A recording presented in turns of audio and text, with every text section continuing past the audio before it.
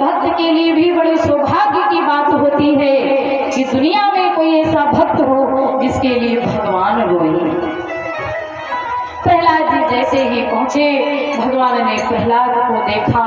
छोटे छोटे कोमल हाथ है, इतना छोटा सा कोमल शरीर है, एक नन्हा सा बालक, और भगवान ने तुरंत प्रहलाद जी को पकड़ लिया और अपनी गोद में बैठा लिया। नरसिंह भगवान की गोद में प्रहलाद जी जब बैठ गए तो कुछ नहीं भगवान बोल रहे, बस ऐसे हाथ पकड़ के प्रहलाद जी के हाथ देखे, ऐसे कपोलों पर हाथ फेरते, कभी प्रहलाद जी का माथा चूमते और भगवान की आंखों से अश्रुधारा बंद नहीं हो रही थी। भगवान ऐसे द्रवित ऐसे रोने लगे, प्रहलाद जी भगवान के आंसू पोंछ रहे। हे प्रभु आप क्यों रो रहे हो? तो प्रहलाद जी का हाथ पकड़ करके नरसिंह भगवान कहते हैं, प्रहलाद कि बोले प्रभु प्यारे, हाय कोमल अंग तिहारे, इतना कोमल शरीर और असुरन दल मारो एक नाम गाने में। अरे इन असुरों ने इतना तुम्हें सताया इसलिए कि मम एक नाम गाने में, तुम मेरे नाम की चर्चा करते थे। भगवान रोते जा रहे और कहते कितना सताया कि गिर से गिरायो, पहाड़ से गिराया और अपने अग्नि में जलायो।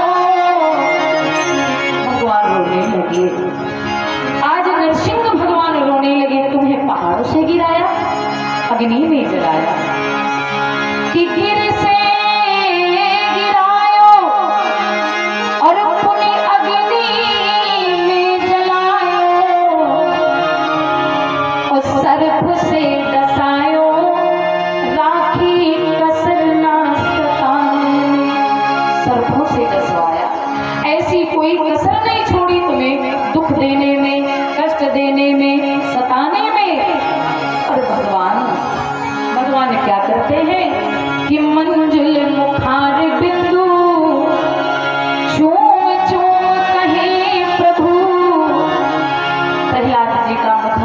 भगवान चूम चूम कर कहते, प्रहलाद बेटा कि मंजुल मुखार बिंदु और चूम चूम कहे प्रभु, अरे क्षमा करो लाल मुझे देर भी आने में, क्षमा करो पुत्र मुझे देर भी आने में। आज भगवान अपने भक्त से क्षमा मांग रहा है, हे प्रहलाद बेटा मुझे क्षमा कर दो, मुझे बहुत पहले आ जाना चाहिए था लेकिन मैं नहीं आ पाया।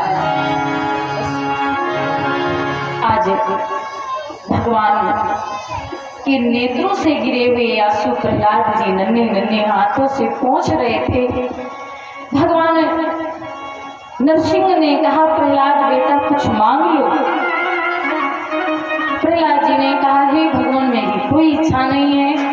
फिर भी भगवान कहते, बेटा कुछ मांग लो।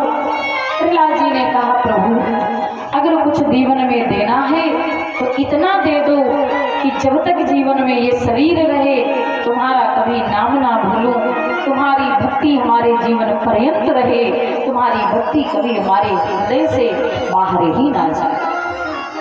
भगवान नरसिंह कहते हैं, प्रहलाद और कुछ नहीं चाहिए,